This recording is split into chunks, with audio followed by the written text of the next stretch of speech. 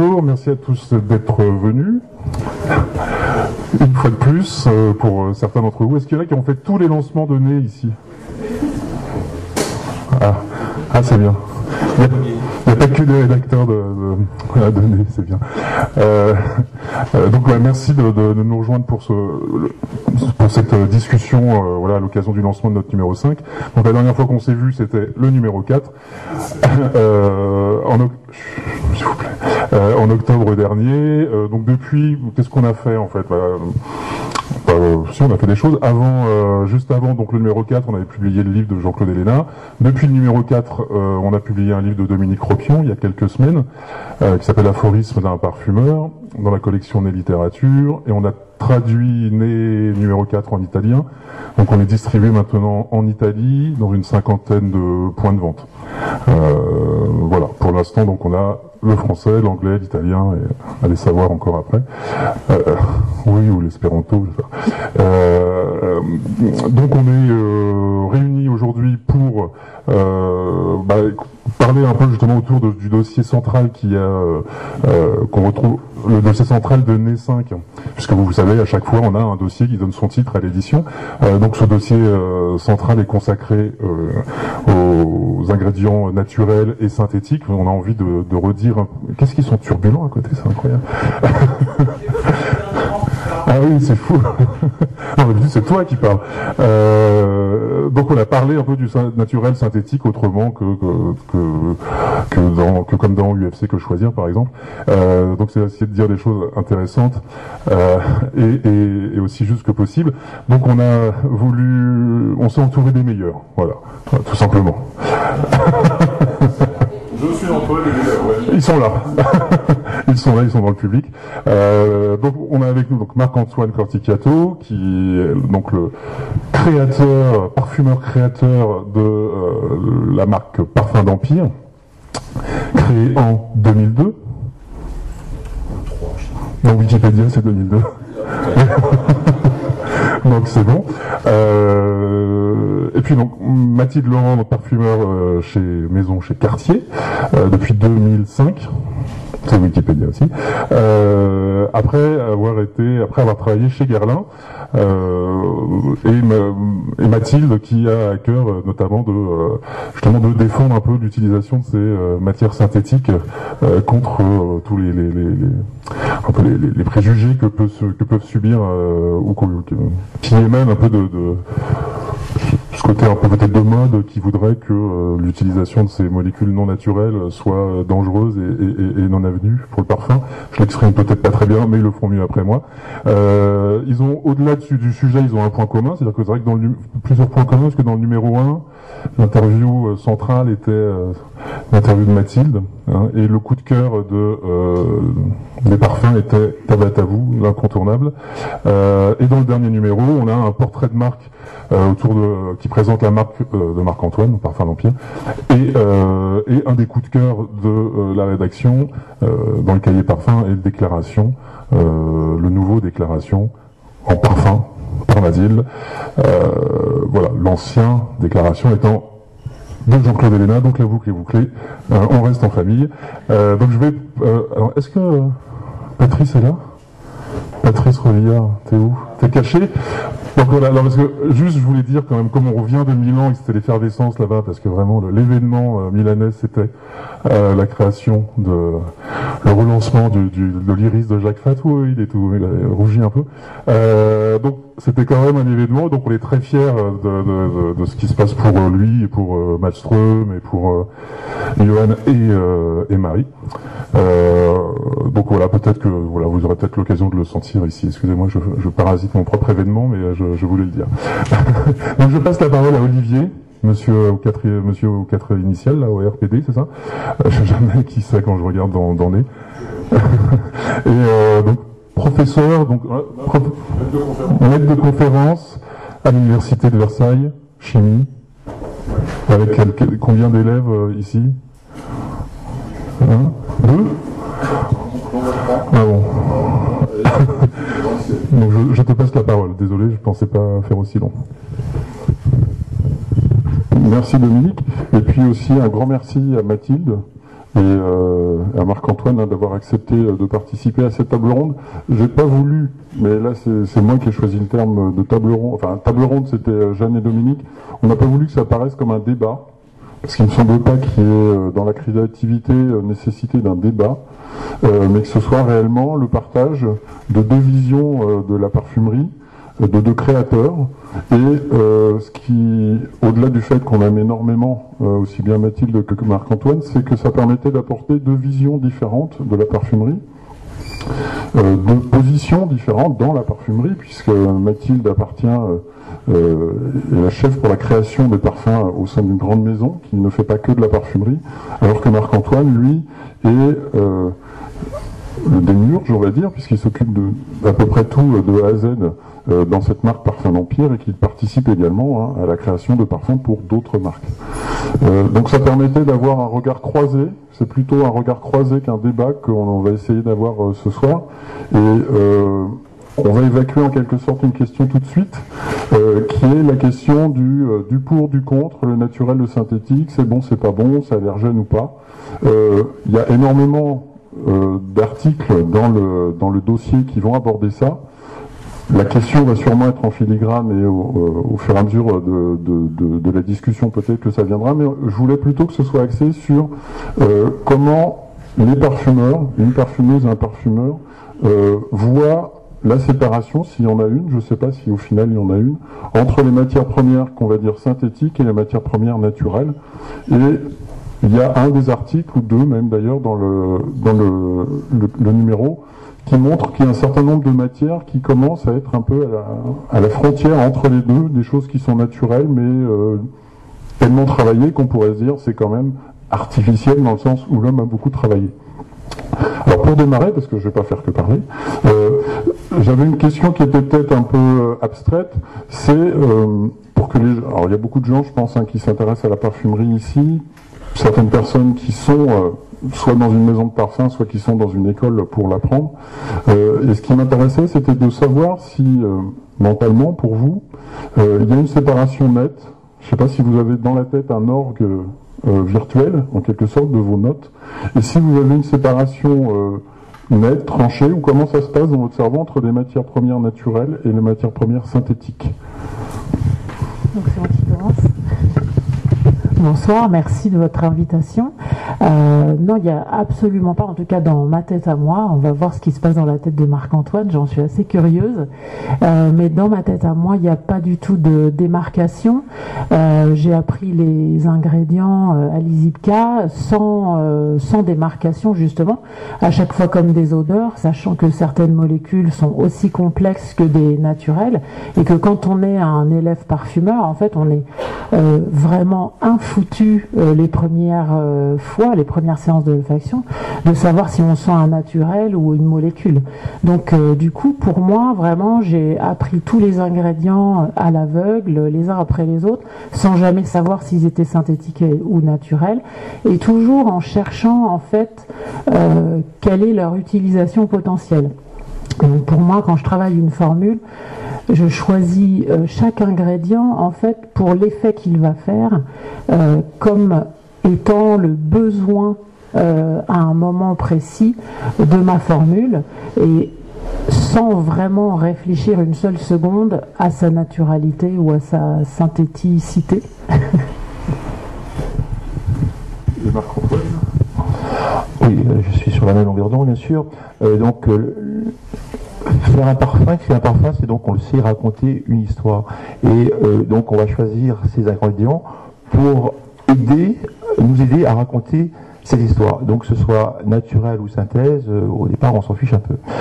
On s'en fiche même complètement. Je suis entièrement d'accord. Après, bien entendu, il y a une question de goût. Hein. On a chacun nos goûts, nos sensibilités, qui proviennent eux-mêmes, ces goûts de notre parcours, et de notre éducation. Quand je dis éducation, c'est aussi bien une éducation olfactive qu'une éducation de vie. Moi, c'est vrai que étant né dans des orangeries au Maroc, grandi entre la Corse et le Maroc, les chevaux toujours présents, beaucoup travaillé en brousse aussi avec pas mal de paysans. Donc, c'est vrai, j'aime le naturel. C'est presque une honte aujourd'hui. Mais c'est vrai, au départ, on ne choisit pas les matières premières en fonction de leur naturalité ou pas. Et est-ce que dans le processus d'apprentissage, peut-être justement dans la phase d'appréhension, il n'y a pas quand même une démarcation? Alors, on dit une molécule peut être très complexe, avoir différentes facettes, mais est-ce qu'il n'y a pas quand même de temps en temps une partie, vous avez des absolus qui ont quand même un très grand nombre de facettes qu'il faut appréhender de manière un peu plus longue? Est-ce qu'il n'y a pas une démarcation qui pourrait se faire pour certaines d'entre elles dans la rapidité avec laquelle on peut appréhender cette matière et comprendre les effets qu'elle peut avoir dans une formule? Après, c'est vrai quand on utilise un absolu ou une essence, quand on utilise un absolu ou une essence, en fait, je dis souvent que les naturels, c'est un peu comme des chevaux fous ou comme des Ferrari, en fait. C'est vrai que quand on les utilise dans une formule, ils ont très souvent un effet de déflagration, en fait, dans la formule. Donc c'est vrai que on les choisit sans y penser. Mais ensuite, quand on commence à les utiliser et quand on commence à doser le naturel, évidemment, forcément, il va y avoir une vraie prise de conscience que là, on est en train de monter dans une Ferrari ou d'essayer de monter sur un cheval fou. Donc effectivement, si on ne les choisit pas en fonction de leur naturalité, ensuite, à l'utilisation, il y a une vraie différence, effectivement, à prendre en compte. Ouais. Moi, j'avais bien aimé un jour une image qu'avait donnée Elena quand on lui parlait de donc naturel et synthèse. Il disait c'est comme si on demandait à quelqu'un de construire un mur avec soit des parpaings tous de la même taille, donc ça serait de la synthèse, ou avec des parpaings de différentes tailles, textures, donc ça serait donc le naturel. Donc beaucoup plus compliqué, beaucoup plus casse-gueule. Rappelons que quand même, un naturel, c'est un extrait de plante, donc c'est un mélange complexe, constitué de plusieurs dizaines, voire plusieurs centaines de molécules, et quand on parle de synthèse, on parle d'une seule molécule, si complexe soit-elle. Donc on voit que d'un côté, on a forcément dans les choses, dans les extraits naturels, que ce soit des essences, des absolus ou ce qu'on voudra, des choses forcément beaucoup plus complexes, forcément beaucoup plus compliquées que la synthèse. Alors c'est une des choses, alors je ne sais pas du tout si vous les utilisez ou pas. Si on parle de matière en quelque sorte synthétique complexe, il y avait cette sorte de choses qui est toujours d'actualité, qui sont les bases. Donc on sait que dans la parfumerie, c'était quelque chose qui était extrêmement important, mais pour autant les bases n'ont pas disparu dans la parfumerie actuelle. Comment vous appréhendez, est-ce que vous les utilisez d'ailleurs, ces matières-là? Ouais. Vaste sujet, le sujet des bases. Moi, il se trouve que j'ai appris à utiliser les bases et j'ai beaucoup travaillé les bases chez Guerlain, puisque c'était une maison qui en utilisait énormément et depuis le début du XXe siècle. Et donc ces bases, en fait, j'ai vraiment découvert leur intérêt parce que je l'ai encore plus cruellement ressenti quand je suis passée de chez Guerlain à chez Cartier, où j'ai commencé à travailler avec les ingrédients IFF, où là, chez IFF, il n'y a pratiquement pas de base. Et en fait, j'ai compris à quel point, on vient de parler du synthétique comme étant une Ferrari, du naturel comme étant une Ferrari, le synthétique, c'est aussi quelque chose de très difficile à manier. Il y a des molécules, notamment comme celle dont je me souviens plus le nom, qui est dans la base cassis. C'est c'est l'oxane, ou il y a de la thiomentone aussi peut-être, je sais plus. Enfin bon. En tout cas, c'est des molécules en fait qu'un parfumeur qui n'est pas formé à utiliser ces molécules en hyper petite quantité, en dilution à 1 ppm pratiquement. C'est des molécules qu'un parfumeur ne pourra pas utiliser s'il n'a pas été formé à ça. Donc en fait, moi je l'avoue sans aucun problème, je suis incapable d'utiliser l'oxane si elle n'est pas dans une base. Et j'utilise la base de manière bien plus intéressante que je ne ferais une utilisation de l'oxane seul. Donc j'ai travaillé chez Guerlain avec les bases Delair qui étaient absolument les Rolls de la parfumerie, des bases parfumées.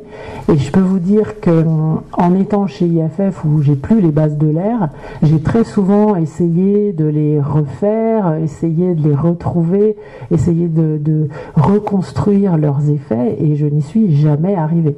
Donc pour moi c'est vraiment les bases, c'est une parfumerie ultra technique, c'est vraiment l'orfèvrerie, de la technicité en parfumerie et certains parfumeurs arrivent à les mettre au point, mais parce que je dirais c'est presque une tournure d'esprit, c'est presque une manière d'envisager la molécule.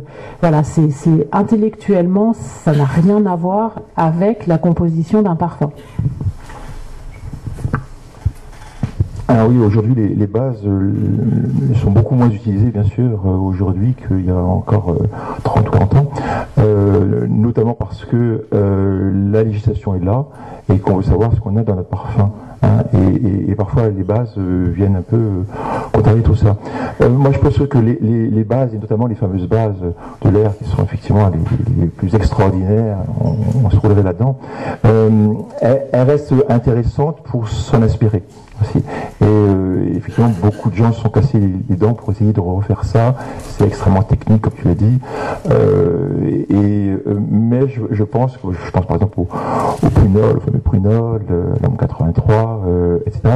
L'Argentine, bon, bref, ce sont des choses absolument extraordinaires, mais c'est quand même très intéressant, même si on les utilise pas dans un parfum, c'est très intéressant d'abord bien les connaître et de pourquoi pas s'en inspirer. Je rapprocherai peut-être aussi, alors je ne sais pas du tout la manière dont vous composez, puisqu'il y a un certain nombre de parfumeurs avec qui j'ai discuté qui composent par bloc. C'est pas qu'ils fabriquent des bases, mais ils fabriquent des blocs, et ensuite ils assemblent ces blocs. Alors je ne sais pas si c'était la méthode Jean-Carl, ou quelque chose, non, pas tout à fait, mais ce qui m'intéresse là sur cet aspect-là, c'est est-ce que quand vous formulez, alors vos parfums ou certains de vos parfums, vous avez cette approche de dire, par exemple, il y a un très beau naturel qui vous inspire. Donc ça, c'est une des questions que j'aurais, c'est est-ce qu'il y a des matières qui, pour certains de vos parfums, vous ont inspiré? Et à partir de là, comment vous travaillez? Vous dites, j'ai en quelque sorte le squelette qui va être tel absolu, telle huile essentielle que je veux utiliser et mettre en valeur. Et comment vous travaillez autour pour agencer les naturels et les synthétiques pour garder l'idée que vous avez? Et donc en quelque sorte de construire un parfum autour d'une idée initiale qui était précise. Alors moi je travaille pas du tout par bloc, je travaille justement, je pars d'une inspiration qui est en général assez finie dans ma tête déjà, je liste tous les ingrédients qui me paraissent cohérents pour arriver à former cette odeur.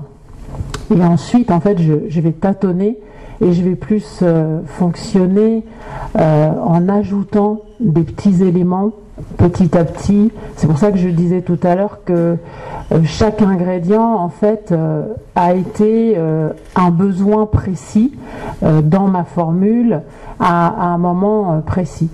Donc, je travaille vraiment par ajout successif et par un peu comme si à chaque fois je montais une petite marche qui me rapproche de mon but que j'ai dès le départ.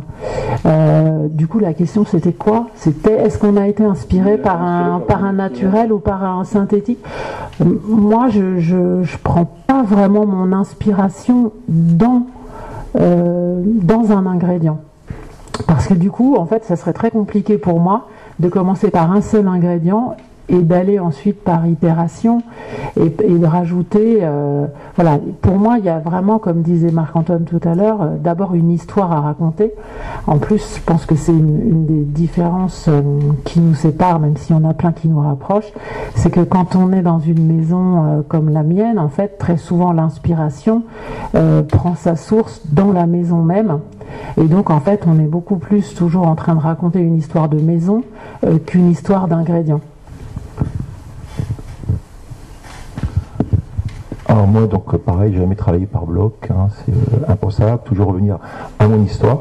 Et même quand il s'agit d'une histoire autour d'une matière première, puisque c'était ça, je pense, le sens de cette action, si, moi ça m'excite, ça peut m'exciter, ça peut être une des motivations. Hein, quand j'ai découvert un extrait de lentisque absolument particulier, travaillé par une petite maison spécialisée dans les belles matières premières, quand on m'a présenté ce fameux lentisque, qui était un extrait qui était une absolue de lentisque retravaillé, non, d'un coup, quand la maison m'a dit, écoute, personne n'en veut, notre truc, il est très cher en plus, ça m'a déjà excité. Et là, j'ai trouvé ça absolument extraordinaire, ce côté vert, résineux, fruité. Oui, voilà. Ouais. Et donc, effectivement, je suis parti de ça. Ça a été ça, la sauce, hein, comme oui, tu comprends, bien sûr.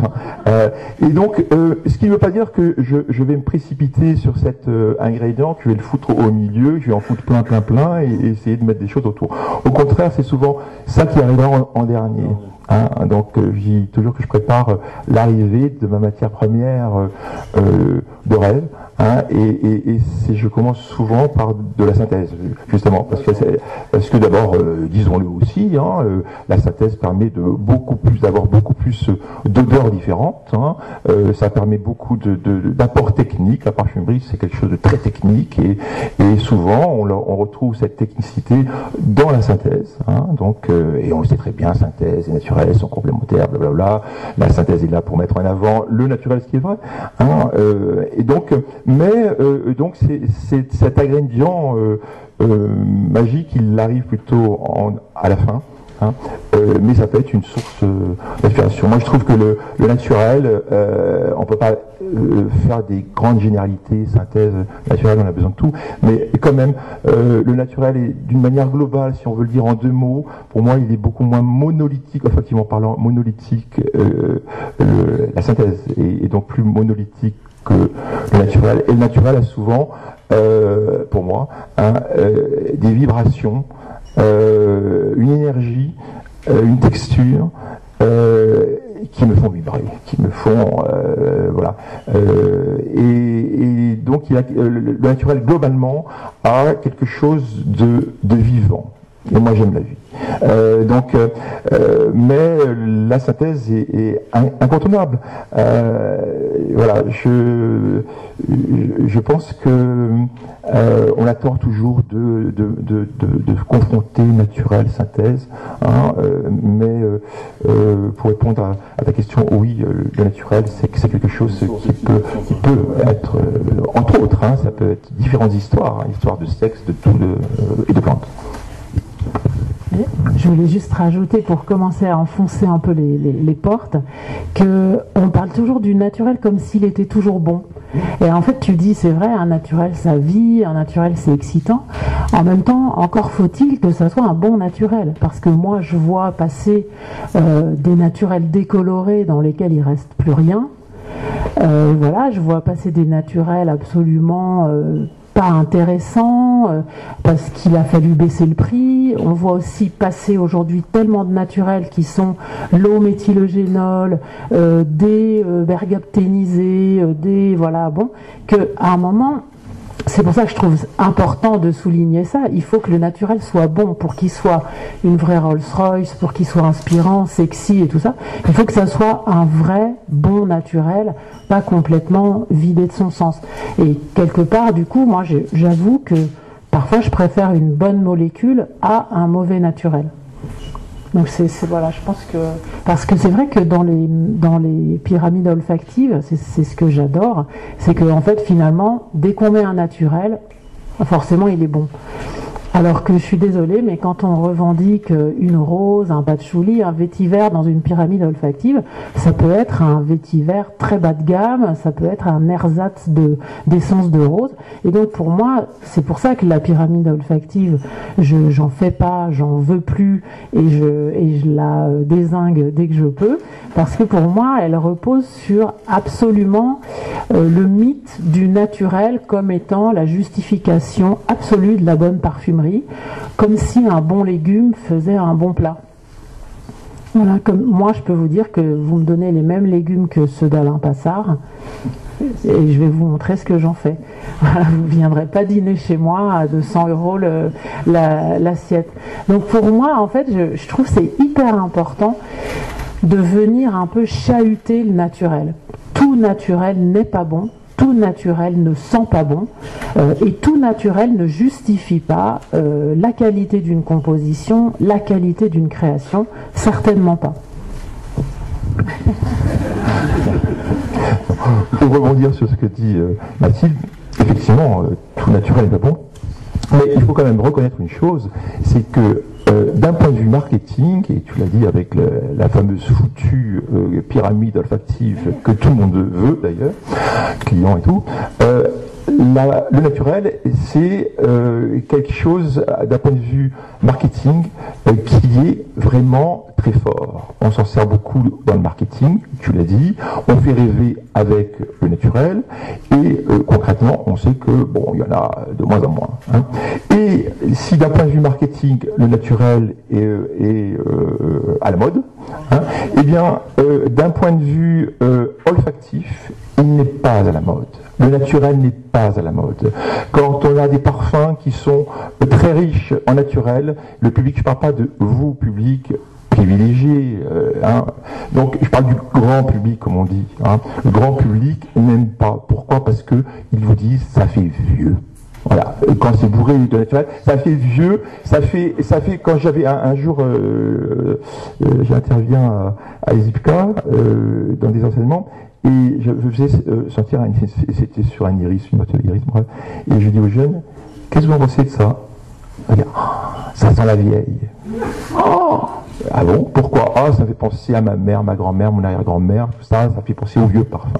Et donc, le naturel, quand il est poussé, hein, j'entends, hein, quand il est vraiment présent, à part, il est réservé à des amateurs éclairés. C'est comme les bons vins.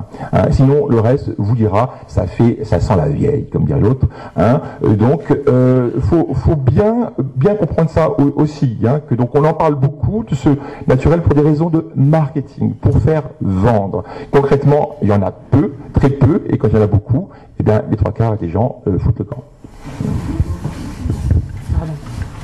Et oui, je voudrais rajouter, Marc-Antoine a super raison, mais il faut savoir aussi, j'ai eu l'occasion d'avoir des résultats de tests, on a mis certains de nos jus en test pour voir un peu comment ils se comportaient. Et il faut savoir que déclaration, en fait, est jugée, vraiment l'item qui ressort le plus, où vraiment il atteint le nirvana, c'est chimique. Parce qu'en fait, on s'est rendu compte à l'occasion de ce test, et puis du coup j'ai posé beaucoup de questions à IFF, je leur ai demandé beaucoup de résultats de tests et tout ça, qu'en fait finalement, comme tu le dis, le naturel en fait il est très bankable dans la pyramide olfactive, mais il est de moins en moins utilisé. Et du coup, en fait, les nez ne l'appréhendent plus. En fait, les nez modernes, en fait, comprennent la parfumerie de synthèse. Ils la trouvent fraîche, ils la trouvent agréable, ils la trouvent belle dans le coup, moderne et tout ça. Et en fait, ils n'ont jamais à l'idée que ce qu'ils apprécient, c'est la synthèse. Et donc en fait, on assiste dans les tests très durs, très marketing, finalement à une inversion des choses. Et moi, ça me fait ultra peur. Et ça a été une des raisons pour lesquelles j'ai fait l'heure perdue. C'est que je me suis dit, on peut pas laisser cette inversion des choses perdurer. Parce que quand les gens sentent un parfum qui est bourré de naturel, ils cochent harsh chemical, ce qui veut dire harsh, ça veut dire agressif, vraiment tranchant. Et quand ils sentent la vie est belle, ils cochent naturel, frais, for daily, enfin voilà, confortable. Et je me suis dit, il y a vraiment urgence. Et c'est pour ça en fait que j'ai fait vraiment le but intrinsèque de l'heure perdue, c'était de faire un parfum qui sente le naturel, qui sente la chair, qui soit très maternel, qui soit très réconfortant, très doux, très rond, et de pouvoir dire, une fois que les gens avaient dit ah oui, ça me rappelle ma mère, ça me rappelle mon enfance, voilà, de pouvoir dire ben, ton enfance chérie, ta mère, elle est synthétique. Voilà, donc sache-le et sache que ce que tu apprécies, c'est la synthèse, et sache que la synthèse est appréciable et que finalement le naturel, tu ne sais pas l'apprécier, tu ne sais pas où il est. Tu crois que c'est naturel quand c'est synthétique, tu crois que c'est... Voilà. Donc c'est vraiment, c'est hyper important de dire ça, parce que je pense qu'il faut vraiment se réapproprier le naturel, il faut vraiment, quand vous sentez des parfums, il faut essayer d'aller un peu plus loin et essayer de vous poser la question de finalement, est-ce que je suis en train de sentir de la synthèse ou du naturel? Non pas pour dire si c'est de la synthèse c'est forcément de la merde et si c'est naturel alors c'est génial, mais essayer de discriminer un petit peu plus, puisqu'on se le dit que finalement la synthèse est parfois un peu plus monocorde et que le naturel est beaucoup plus vibrant, beaucoup plus vivant. Je pense que c'est hyper important d'avoir ça à l'esprit quand vous sentez des parfums dans différents lieux. Moi, ce qui me frappe, c'est ce manque d'éducation finalement olfactive. Et je trouve que l'œnologie a pris beaucoup plus d'avance sur nous en termes d'éducation. Et on se rend compte que le naturel, donc on l'a dit, il n'est pas branché, hein, olfactivement parlant. En plus, il est plus cher souvent que la synthèse. En plus, son prix souvent varie parce que quand il y a un cyclone, un tsunami ou des problèmes politiques dans un pays qui est un gros producteur, les prix explosent. En plus, il est soumis encore plus que la synthèse à la législation, puisque cette fameuse législation qui fait la chasse aux molécules allergisantes, bon bah il y en a beaucoup plus dans le naturel que dans la synthèse, donc on retape encore un coup sur le naturel. Il peut poser aussi des problèmes de couleur, hein, et aujourd'hui on n'aime pas les choses colorées naturellement, on n'en veut pas. Combien de fois on nous dit que les couleurs naturelles foncées de Tabatabou, Musquetonquin, etc., ce serait impensable dans une parfumerie industrielle. On veut du clair, du transparent, ou on veut du coloré artificiellement, et pour avoir du coloré artificiellement, il faut partir d'un jus clair. Donc on élimine des matières premières naturelles colorées. Donc on élimine aussi un autre problème du naturel, c'est que on a affaire à du vivant, donc forcément d'une saison à l'autre, d'une récolte à l'autre, même si on est dans les mêmes paramètres donc de cueillette, d'agriculture, d'extraction, eh bien on a des différences olfactives, donc ça nécessite de faire des communales, donc c'est très compliqué. Quand je vois quand j'ai sorti Tabatabou en disant c'est un concentré, un jus millésime, j'ai des matières premières naturelles qui sont très spéciales, qu'on va chercher chez les petits producteurs, donc on n'a pas toute l'artillerie des communales, des cuves, des machins, tout ça. Donc il faudra accepter bien que olfactivement, d'une année à l'autre, ça bouge. Bon, certaines personnes trouvent ça super, sympa, comme dans le vin. D'autres, des clients, c'est-à-dire des points de vente, des distributeurs, hein, donc des boutiques, je ne parle pas du client final, disent là c'est très compliqué. C'est très compliqué parce que, vous voyez, quand l'année 2017 termine, eh bien, on passe en 2018 et s'il nous reste des parfums Tabatabou millésime 2017, eh bien, nos clients ne sont pas suffisamment pointus, ne veulent pas. Donc ce qui veut dire que ça accepte quand on achète du vin, on est ravi de dire que c'est un vin qu'on a élevé chez soi, vous voyez, sa robe a changé, voilà, le goût, c'est super. Et dès lors qu'un parfum a changé un petit peu de couleur, eh bien on dit c'est de la dauve. Je me suis fait avoir, on m'a niqué. Voilà. Et donc c'est injuste. C'est injuste et c'est un manque d'éducation olfactive. Je comprends, hein, les gens ne sont pas amenés à parler de ça tout le temps, mais c'est injuste par rapport donc à l'œnologie qui est très à la mode. Voilà. Alors, je voulais rebondir parce que donc on évoque le fait que, alors c'est tabou, mais je pense que c'est la manière dont vous appréhendez les nouvelles molécules et les nouvelles matières premières. Je voulais savoir, comme vous êtes vraiment dans des environnements très différents, comment vous tenez au courant, comment on vous tient au courant des choses qui sont mises sur le marché, donc les nouveaux naturels, les nouvelles molécules, et comment vous allez les intégrer à votre parfumerie. Alors, je vais être assez dur, hein, parce que pour moi, il y a tellement peu. Enfin, il y a des molécules qui sortent, mais c'est toujours à peu près les mêmes. Moi, au bout du compte, elles m'intéressent absolument pas. Parce que finalement, donc moi je travaille avec IFF qui est mon partenaire depuis 12 ans, vraiment pour le meilleur, pour le plus grand des bonheurs, mais au bout du compte, les molécules qui sont mises au point chez IFF, c'est des molécules qui sont destinées aux parfumeurs d'IFF et à la parfumerie d'IFF. C'est des molécules qui sont mises au point pour faire des jus toujours plus puissants, toujours plus tenaces, toujours plus boisés, toujours plus secs.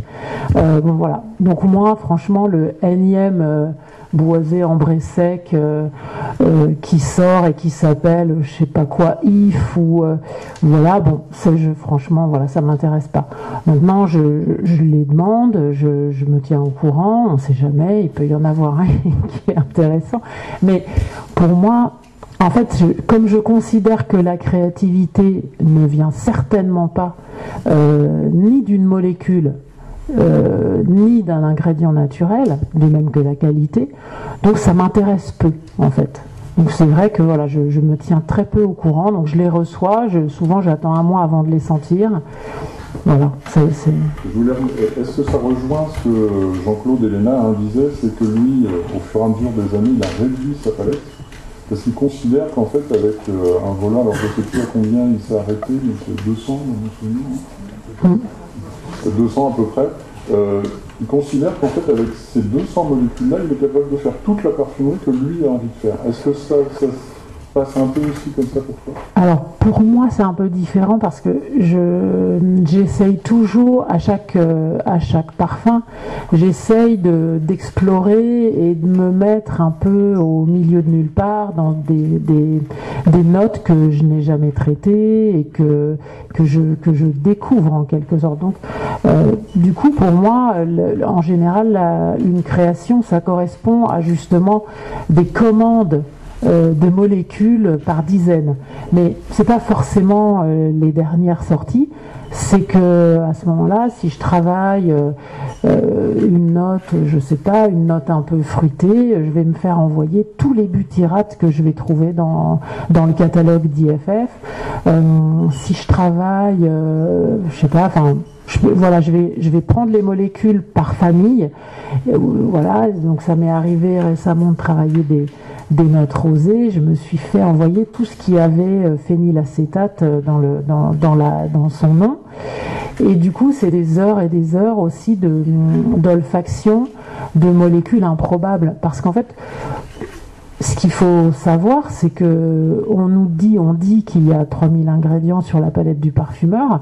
Si c'est vrai, il n'y a absolument pas besoin d'aller en créer des nouvelles. Donc moi, je m'intéresse énormément aux molécules anciennes, tu le sais bien, et aux molécules oubliées. Donc au point qu'effectivement, du coup, je rencontre des problèmes chez IFF parce que j'utilise tellement de molécules que personne n'utilise plus, que du coup parfois elles sont discontinuées et que du coup j'ai du mal à les approvisionner. Mais effectivement, pour moi, il y a effectivement un volant d'ingrédients qu'on utilise en permanence, qui est spécifique à chaque parfumeur. Et puis après, par contre, sur chaque création, voilà, je vais faire venir des choses complètement improbables, voilà, et que je réutiliserai probablement jamais. Donc mon orgue regorge de molécules que j'ai utilisées une fois, que j'ai senties une fois. Celles que j'ai pas sélectionnées pour être dans mon prochain parfum, ben, elles vont rester jusqu'à ce qu'elles soient jetées parce qu'elles seront trop vieilles. Moi j'ai ma matière. La matière première c'est mon truc, j'adore ça. Et je suis arrivé à la parfumerie par grâce à la chimie donc et à la chimie des matières premières et donc j'ai fait ce doctorat de chimie analytique spécialisé dans l'analyse des extraits de plantes à parfum parce que c'est ça qui m'excitait. J'ai pas eu un parcours classique puisque j'ai fait l'ISIPCA après le doctorat donc et après plusieurs années de recherche dans des laboratoires spécialisés dans d'une part l'analyse des extraits de plantes à parfum, le suivi qualité, quand on passe comment le parfum d'une plante évolue à l'intérieur de cette plante au cours de la journée, au cours des saisons, au cours des années quand on prend une plante sauvage, qu'on la passe en culture, etc. Et le deuxième axe de recherche, c'était les différentes techniques d'extraction. C'est pour ça que quand je suis arrivé à l'ISIPCA, d'abord j'étais très surpris des appellations parfois chimiques approximatives. C'était vraiment voilà, que beaucoup de gens apprenaient ce que c'était la plante, le nom de la plante, mais on s'en foutait, on savait même pas laquelle elle avait. Technique d'extraction, bon, on a peur, hein, pour l'examen on apprend. Alors que moi, pendant des années, j'ai vraiment étudié l'intimité de la plante. Enfin, donc c'est ça qui m'excite. Aborder un nouveau projet, c'est une recherche de matières premières qui m'excite beaucoup, tant en synthèse qu'en naturel. Alors, les molécules de synthèse, c'est vrai, il y en a de moins en moins, enfin, elles sont beaucoup moins nombreuses sur le marché parce que beaucoup plus compliquées, beaucoup plus onéreuses à faire déclarer, etc.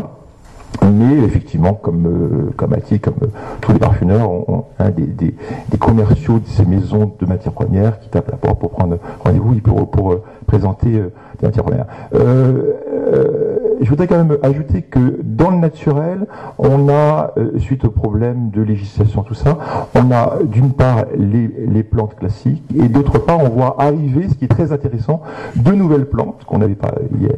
Et puis pour toutes ces plantes classiques, on a de nouvelles techniques d'extraction qui peuvent être absolument merveilleuses et qui donnent des qualités de matières premières. Après, tu faisais peut-être allusion à ça au début, parfois avec des isolats, des extraits, finalement c'est très sophistiqué, mais je trouve ça absolument merveilleux de pouvoir aller jusqu'au bout. Je ferai juste, puisque je profite de cette tribune, pour faire une petite parenthèse à propos de ce naturel, parce que la parfumerie, c'est vrai, c'est une longue chaîne de savoir-faire et qui se termine par la commercialisation, qui pour moi est le métier le plus compliqué dans ce métier. Donc, et qui commence par la matière première, et notamment pour le naturel, donc par la culture.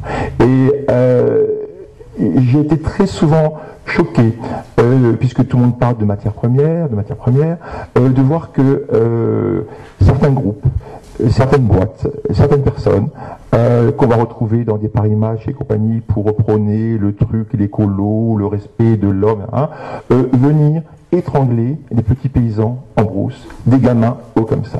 Et après, ça donne des grands prix dans les journaux. Voilà. Donc ça, je pense qu'il faudra, puisqu'on parle tellement de matières premières, qu'on en veut, nous, on en veut tous de la belle matière première, il faudra bien qu'un jour, on prenne ce problème vraiment au sérieux et que certains groupes le font très bien, attention, certaines personnes aussi, hein, mais on assiste un peu trop souvent donc à ce niveau-là de ces pauvres gens qui vivent parfois de façon très difficile dans la misère avec des intempéries, hein, ils sont leur avenir, hein, et donc et quand on voit ces gens venir de Paris, New York pour les étrangler, ça il faudra que ça cesse quand même un jour.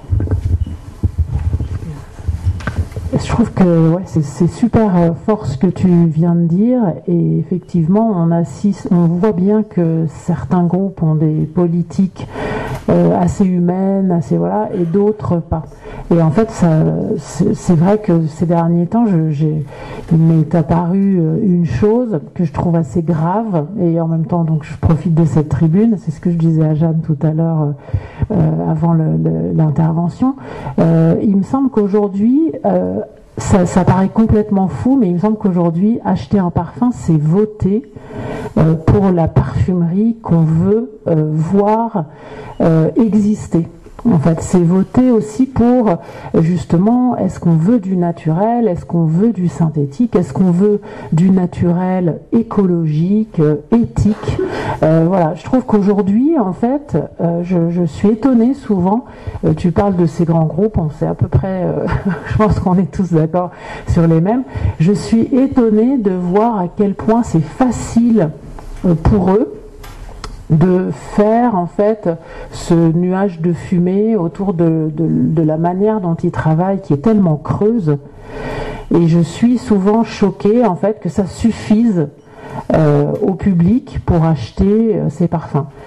Alors, on me parle beaucoup, parce qu'on est quand même une maison qui réfléchit beaucoup à son public, à ses clients. On parle beaucoup des générations à venir qui sont beaucoup plus exigeantes, beaucoup plus éthiques, beaucoup plus concernées et qui veulent vraiment savoir ce qu'elles achètent. Donc j'ai beaucoup d'espoir en fait dans les générations à venir pour qu'elles soient beaucoup plus discriminantes et qu'elles prennent conscience en fait de cette forme de vote dans leur acte d'achat et qu'elles soutiennent finalement par leurs achats une parfumerie éthique, responsable, digne, en fait, une parfumerie digne, créativement parlant et intrinsèquement parlant. Je trouve que la notion de dignité, elle est trop rare aujourd'hui, et autour des ingrédients naturels, et aussi autour de la création. Oui, entièrement d'accord, bien sûr. Mais j'avoue que c'est très compliqué pour le public, pour les consommateurs, de s'y retrouver. Hein, et donc, je sais pas.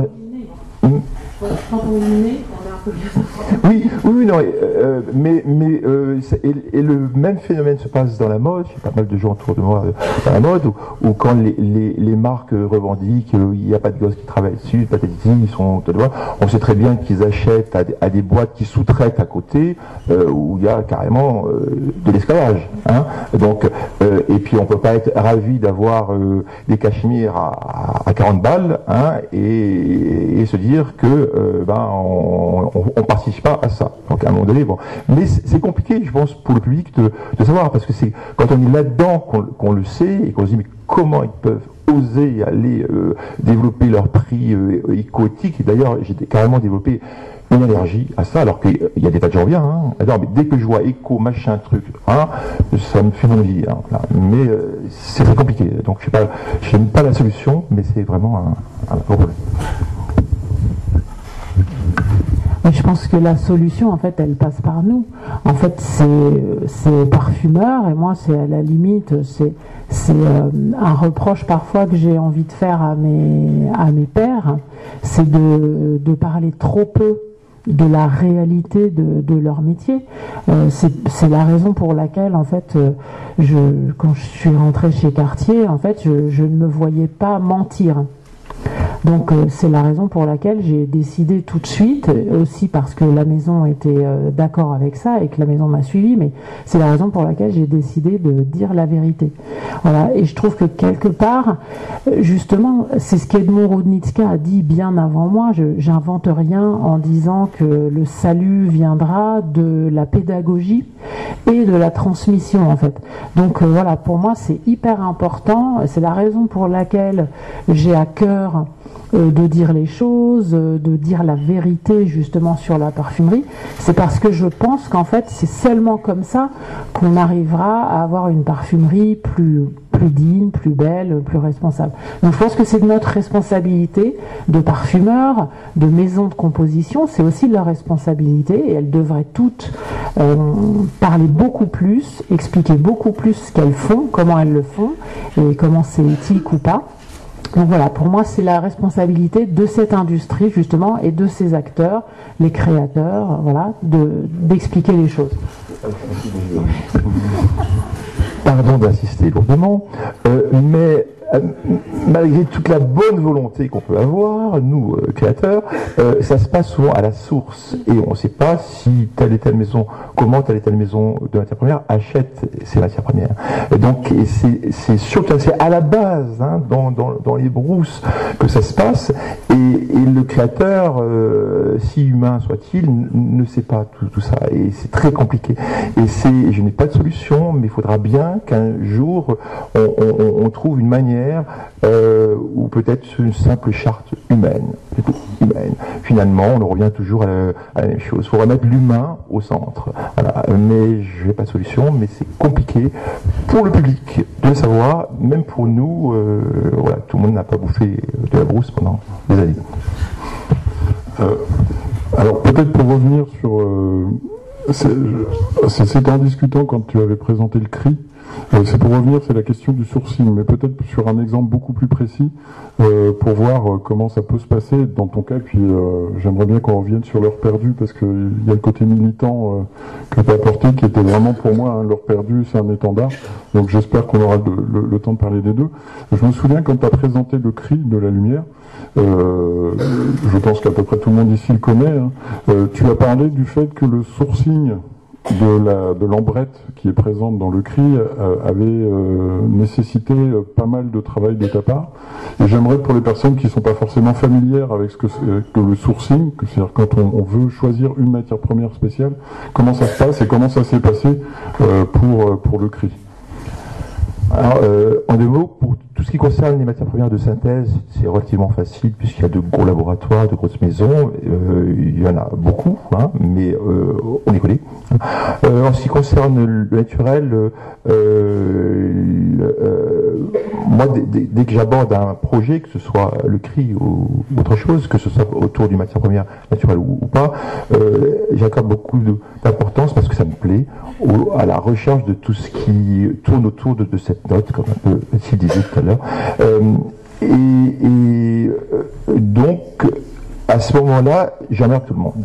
Donc, les différents laboratoires, les différents producteurs de plantes, j'appelle dans le monde entier, les copains parfumeurs, j'emmerde tout le monde pour avoir le maximum d'informations, sur les possibilités d'obtenir ces matières premières et aussi, pourquoi pas, auprès de parfumeurs qui auraient eu l'habitude de travailler cette matière première, parce que si belle soit-elle, effectivement, ça va dépendre de l'accord. Donc, et puis une matière première naturelle, il peut y avoir des différences de qualité, ce qui ne veut pas dire forcément bonne qualité ou mauvaise qualité, mais une qualité olfactive qui s'adapte plus à ce que tu veux raconter, tout simplement. Donc c'est un gros travail qui est très excitant, épuisant, mais excitant. Alors Mathilde, peut-être vous avez déjà eu un exemple comme ça. La question que je m'étais préparée, c'était ça, c'est est-ce qu'il y a eu un moment où vous avez été en interaction, en aller-retour avec une maison alors j'imagine qu'avec IFF, LMR est un interlocuteur privilégié, sur un projet, vous avez eu envie d'avoir quelque chose peut-être plus à façon. Est-ce que ça participe de ce que vous faites avec IFF ? C'est une possibilité qui est offerte, bien sûr, par IFF, mais pour ça, il faudrait avoir du temps. Et en fait, à chaque fois, il y a eu plein d'exemples. J'ai voulu travailler une immortelle corse. J'ai voulu faire une distillation moléculaire pour avoir justement les aspects que je recherchais et pas forcément les aspects un peu gras, un peu... Bon, mais le problème, c'est qu'on n'a jamais le temps. Et que dans une maison comme la mienne, en fait, c'est pas moi qui décide du lancement. Je décide de tout, sauf du jour où le parfum doit être dans la bouteille pour pouvoir sortir dans le monde entier. Et donc, c'est vrai que du coup, la plupart du temps, malheureusement, aujourd'hui, ça change un petit peu. Mais ces dernières années, c'était un tel rush en étant seul. Dans une maison comme Cartier, c'est un tel rush de créer toutes les fragrances et leurs déclinaisons, de travailler aussi sur toutes les lignes dérivées, que en fait on commence les projets trop tard pour pouvoir faire du travail à façon, ce que pourtant j'aurais adoré, j'ai plein d'idées, mais on n'a jamais pu les réaliser. Je profite du moment moment pour quand même saluer certaines maisons de matières premières qui jouent le jeu parfois et à qui je peux demander parfois des choses un petit peu bizarroïdes sur certains extraits, alors que ces gens, qui sont absolument formidables, savent très bien qu'une maison comme Parfum d'Empire, qui est une marque indépendante, petite marque, etc., n'a pas développé des volumes importants. Et j'avoue que certains d'entre eux jouent le jeu, prennent du temps, parce que intellectuellement, olfactivement, ça les excite aussi. Voilà. Et donc, il faut quand même saluer ça. Heureusement que dans la profession, il y a aussi des gens absolument formidables. Et puis alors, parce que je voulais absolument parler de l'heure perdue, puisque l'heure perdue n'apparaît pas dans le numéro 5, parce qu'en fait, ça fait 2 ans que je travaille sur un dossier pour lequel Mathilde a partagé, a levé le voile sur la formule, et on a voulu faire en complément du numéro, dans lequel il y avait énormément de choses à dire, on n'a pas pu parler de ça, ça me chagrine un peu, et donc, en tout cas en amont, avant même qu'on sache qu'on allait faire ce numéro-là, j'avais voulu faire un dossier dans lequel il y aurait l'histoire des matières premières, pas toutes, on va pas parler de toute la formule quand même, mais des grandes matières premières qui sont présentes dans l'heure perdue, qui me touchent parce que je suis chimiste à la base, passionné de parfum mais chimiste avant tout, et que ça permettait de mettre en avant l'histoire des chimistes qui avaient pu mettre à disposition des parfumeurs et de Mathilde au bout de la chaîne pour ce projet-là, toutes ces matières synthétiques, qu'elles soient reproduction de ce qui existe dans la nature ou choses complètement découvertes par l'homme.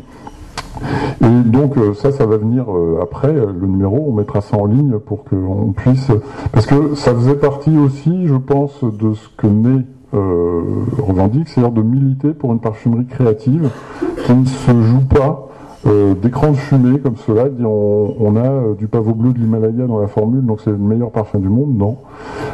Qui voulait donc mettre en avant ce projet-là, qui est quand même unique. C'est une gamme exclusive chez Cartier, mais c'est quand même un parfum que tout le monde peut sentir. C'est heure perdue, donc j'aimerais bien, alors on peut le dire, les gens du marketing Cartier sont pas là, on peut dire que le nom du projet initial, c'était pas l'heure perdue, mais l'heure chimique, qui voulait donc réellement, là c'est même plus un acte de militance, il y a un côté révolutionnaire, on prend la tête d'une révolution de la pensée qui est que, je vais te laisser parler de ce parfum un peu plus longuement, qui est qu'on peut faire quelque chose de beau, de très créatif, avec des ingrédients synthétiques de A à Z, et en plus pas beaucoup. Oui, alors c'est le président à l'époque en fait c'est même pas les gens du marketing, parce que j'ai la chance, j'aime bien leur rendre hommage, j'ai la chance d'avoir un marketing très intelligent dans la maison Cartier. C'est une maison qui fait très attention justement à son marketing et qui recrute des gens plus visionnaires, plus passionnés, plus amoureux du parfum, et avec lesquels justement on peut aller jusqu'au président, présenter une heure qui est entièrement synthétique et qui s'appelle l'heure chimique. Et donc c'est le président de l'époque, quand je lui ai présenté dans ce qu'on appelle le comité création chez Cartier, où toutes les créations passent devant le président et le directeur de l'image et du style. Et c'est ce président à l'époque qui, quand je lui ai dit voilà, donc c'est un parfum entièrement synthétique, qui reprend toutes les grandes molécules de l'histoire de la maison et qui donc tente à prouver que la synthèse sent bon et qu'elle est charnelle et qu'elle est humaine et que voilà. Et ça s'appelle l'heure chimique. Et là, il a dit ah non. Ah non. Donc il a dit non pendant au moins un bon quart d'heure. En fait, il était tellement sous le choc qu'il ne pouvait pas dire autre chose que non. Donc heureusement, je me doutais un petit peu quand même. Donc je lui ai dit bon voilà, il n'y a pas de problème, voilà, je vais vous proposer autre chose. Et puis finalement, ce nom d'heure perdue était peut-être encore plus intéressant, parce que finalement, si l'heure s'était appelée l'heure chimique, tout le monde aurait eu à l'idée finalement cette idée, je vais sentir quelque chose de chimique, ah oui tiens finalement ça sent bon, mais peut-être que le choc aurait été moins fort, et donc quelque part c'était très bien que finalement ce président se braque et qu'on doive trouver autre chose qui du coup en plus rend hommage à cette notion proustienne du parfum, puisque c'est la phrase de Proust qui sous-tend toute cette collection des heures de parfum. Donc du coup c'était encore presque mieux, et finalement la surprise agit vraiment.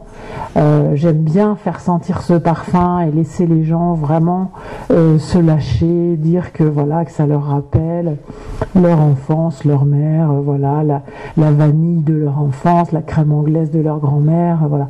Et donc j'aime bien vraiment au bout d'un bon quart d'heure leur dire bon ben voilà, c'est un parfum 100% chimique.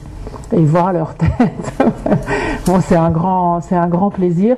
Mais bon, voilà, c'est vraiment quelque chose de pédagogique. En fait, c'est pas choquer pour choquer.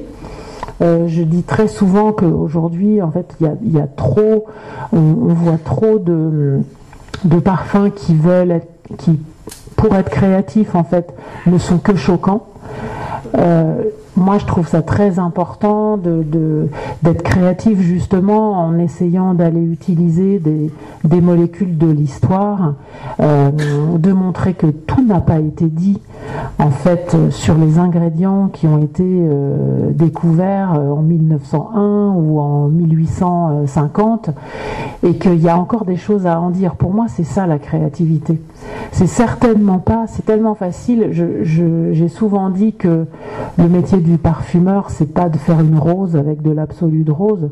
Moi, franchement, quand je vois un parfum à la rose revendiquer l'absolu rose du Maroc, voilà, je vais être un peu violente, mais je m'emmerde. Et puis pour moi, c'est pas de la parfumerie. Donc pour moi, voilà, la parfumerie, c'est essayer de réinventer, de remontrer, de revisiter, et essayer justement de dire des choses qui n'ont pas encore été dites malgré tout ce qui a été dit. Et pour moi, c'est ça la vraie créativité.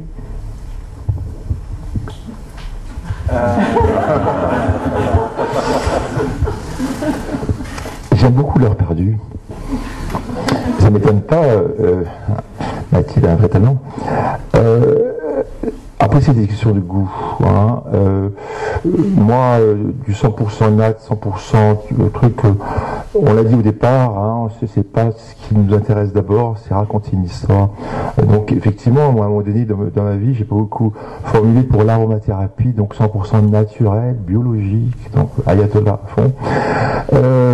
Donc, avec double contrainte, donc une contrainte thérapeutique d'abord, il fallait pas utiliser n'importe quel extrait de plante, pour des raisons médicales. Et puis une contrainte olfactive, il fallait pas trop que ça pue le suppositoire, en gros. Voilà. Donc ça, je peux comprendre.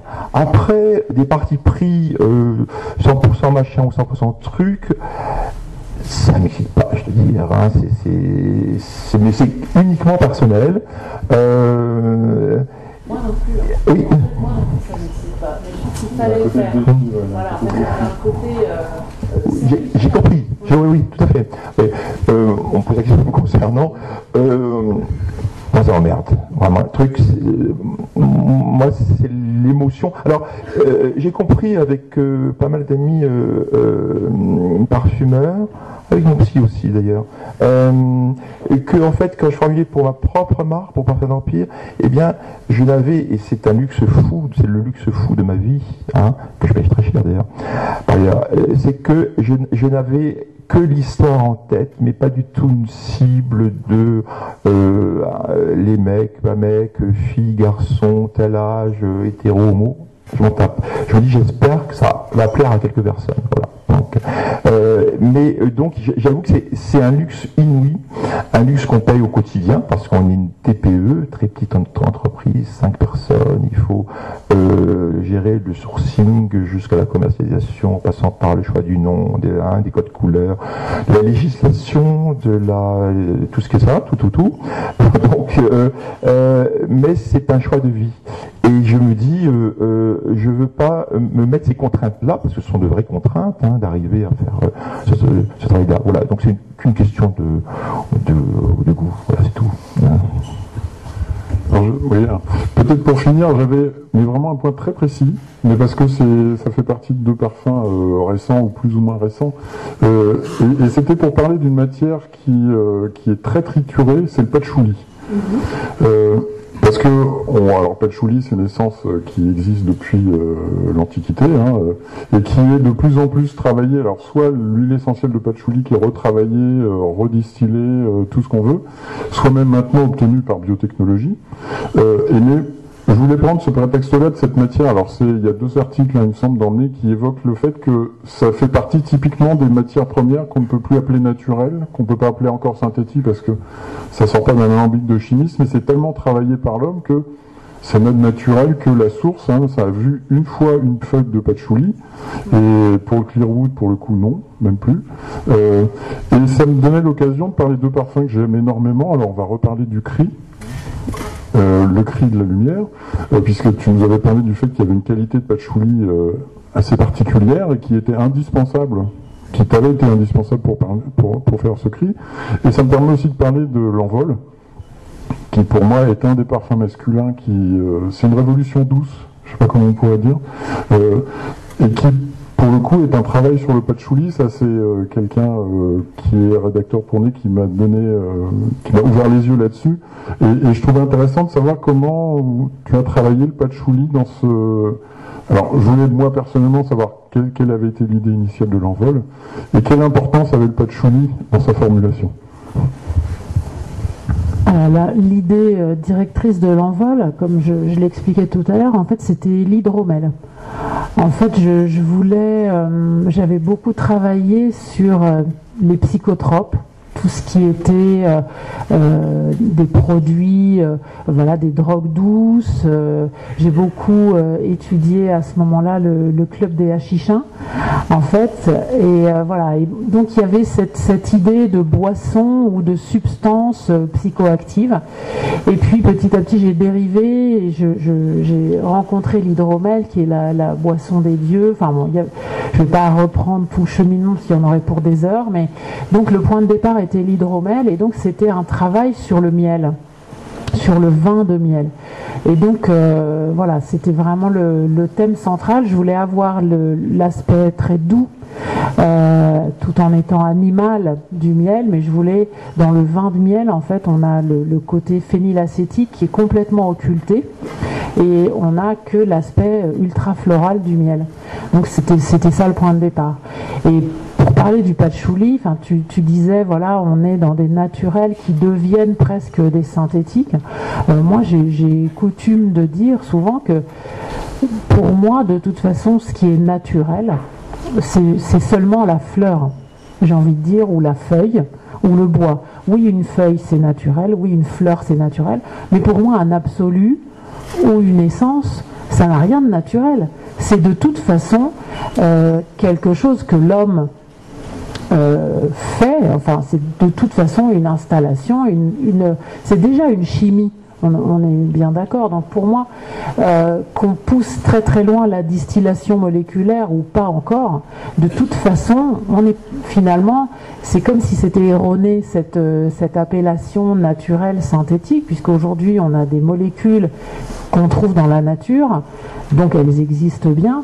Et on a aussi des molécules artificielles, donc j'aurais plutôt tendance à dire artificielle, identique nature, peut-être, plutôt que naturel synthétique, en fait. Donc pour moi, et pour terminer sur le patchouli, je déplore en fait que justement on soit dans cette entreprise d'hygiénisation du patchouli, parce qu'on a commencé par le déferriser, donc il est devenu moins poussiéreux, moins terreux, moins ci, moins ça. Moi je l'aime justement sale. J'aime quand il sent la vieille terre, j'aime quand il sent la vieille patate, et j'aime quand il sent le patchouli gras, poussiéreux. Et finalement, je trouve que on est en train de le rincer, de le laver, pour qu'il devienne de plus en plus clean, crystal clear. C'est vraiment, c'est comme ça que les grands groupes, comme chez L'Oréal, quand on vous demande un jus transparent, on vous le demande crystal clear. Et moi, je me suis battue dès le départ, dès mon arrivée chez Cartier, pour que tous les jus soient colorés naturellement. Donc voilà, donc pour moi le patchouli, celui que j'aime, celui que j'ai mis dans l'heure défendue, celui qu'il y a dans l'envol, c'est un patchouli, oil, dark, voilà, ouais, un vrai quoi.